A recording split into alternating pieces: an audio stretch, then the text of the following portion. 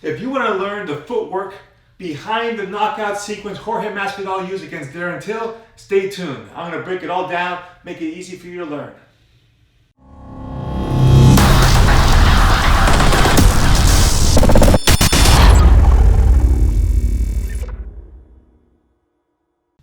Hey, what's going on? David Avellan here, back from the dead. All right, I've been gone for like 4 months now. If you were out of the know, I had an ACL reconstruction, did a patella graft here, and I'm getting pretty good now. I could run and still not ready for the mat, but I could do some stand-up work here. So I'm going to take today's opportunity to go over the Jorge Masvidal knockout sequence against Darren Till. If you looked on my blog, I did a True Talk Tuesday about stance switching and shifting, and I kind of broke down what he did on text, but I think it's going to be a lot easier to follow on video. So I'm going to go ahead and break it down and show you how it's going to work.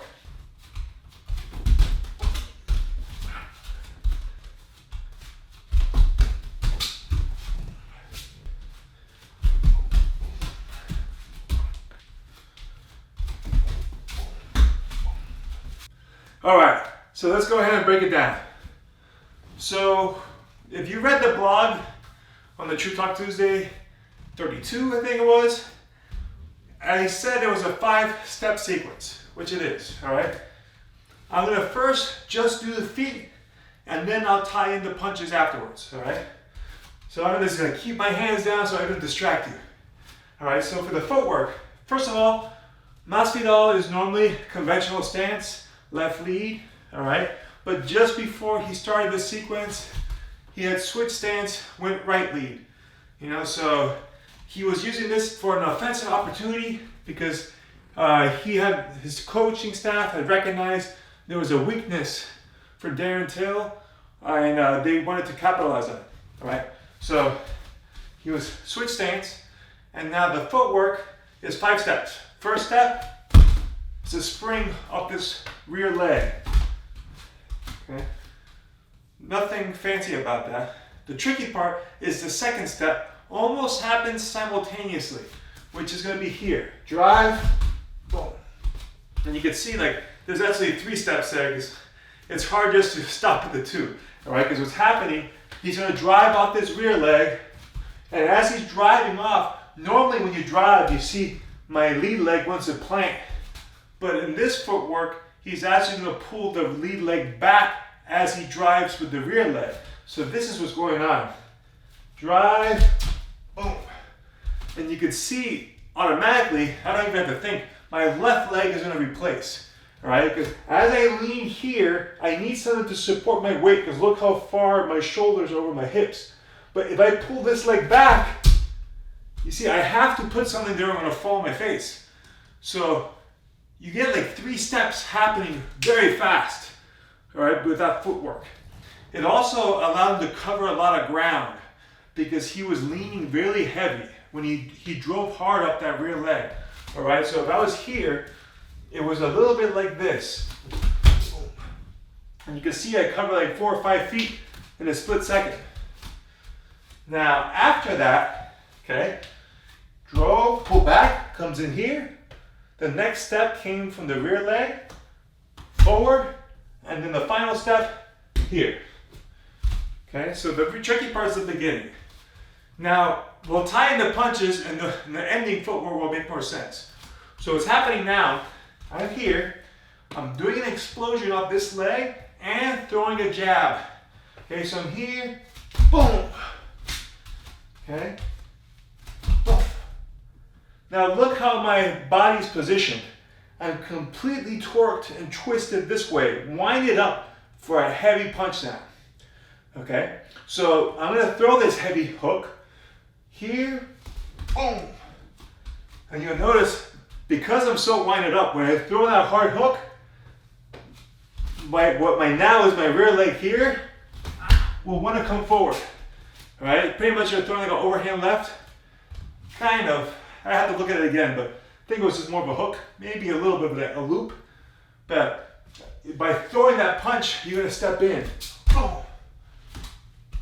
Now, that would bring me to 4 steps there, right? If I break it down again, 1, 2, boom, 3, 4, and then Masvidal came in lunging so much that he got another step out of it, okay? Which when he went, boom, boom, boom, I ran out of room, right? But essentially, when he threw that, boom, he stepped over like this, okay? So now he's back, if I scoot back, in a conventional stance. Darren Till was still standing in front of him. He looked like he was already KO'd and he was starting to fall backwards. So Masvidal just gave him a little lead hook just to send him back down and make sure he's out. All right, so again, we break everything down. Stance switch, from the stance switch, drive, jab, pull the leg back, okay? You know, it's kind of like when you do the Superman jab, if you will, but with this one, it was a lot more explosion moving forward, okay? Because when usually when people throw Superman jabs, they kind of stay a little bit in place. They fall a little bit forward, but not much. On this particular sequence, he fell heavy forward, all right? So it was here, boom, pop, all right?